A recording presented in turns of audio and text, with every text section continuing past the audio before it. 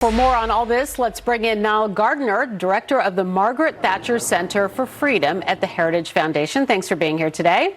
My pleasure, Laura. Okay, so now when we digest these numbers, we're looking at an estimated 2/3 of the consumer goods that the U.S. imports from China, which includes some clothes, shoes, sporting goods.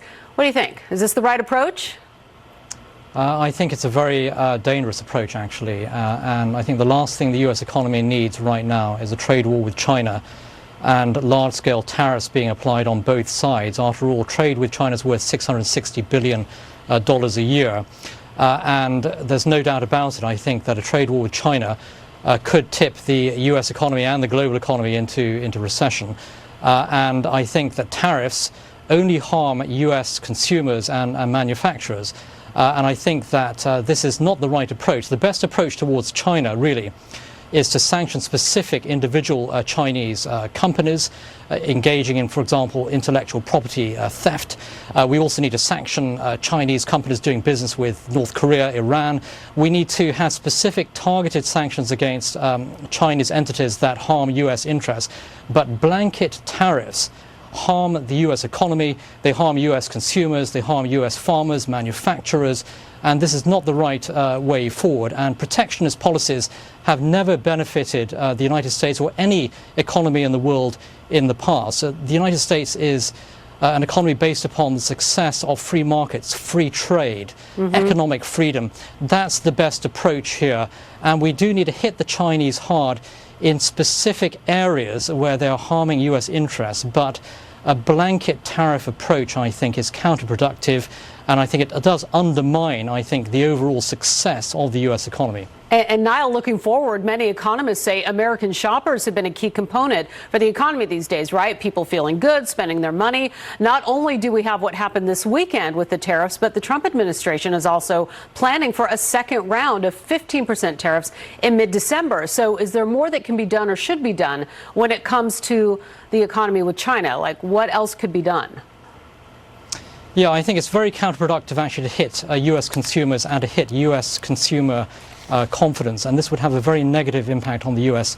economy. I do think that the United States and China need to come to a real agreement, a common trade deal here to sort out their differences. And at the same time, the United States can be very, very tough on China. Let's make no mistake here. China certainly is and increasingly an adversary for the United States. It is a huge competitor for the United States. We need to hit the Chinese very, very hard where they're not playing by the rules. And we need to hit Chinese companies such as Huawei, for example, who pose a security risk to the United States. But let's not hit U.S. consumers, manufacturers, and the U.S. economy. I want before I lose you, I want to talk about Brexit for a minute. What could the fallout be from Brexit push without Parliament? How likely is a U.S.-Britain trade deal? We want to get that in. Well, I think that without a doubt, Britain is going to leave the European Union on October 31st. And this will be a great development for Britain and for the United States as well. We are going to see a US-UK free trade deal, almost certainly in 2020. This deal is going to be great for the United States and for the United Kingdom. It's going to be a force generator for economic freedom and prosperity on both sides of the Atlantic. It's going to generate jobs in both the US and the UK. So Brexit really is great news for America. It's great news for American workers, for manufacturers. It's also great news for Britain and for the principles of self-determination, economic freedom, the right of the British people to decide their own future.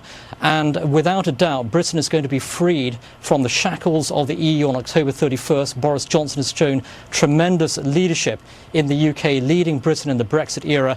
And also, it has to be said, I think the United States has offered tremendous support and backing for Brexit. President Trump has certainly offered tremendous support for Brexit. That is the right approach for America today. All right, Nile Gardiner, thank you so much with the Heritage Foundation. Always great to have your perspective in getting through some of this matter. Thank you so much. Thank you very much. All right.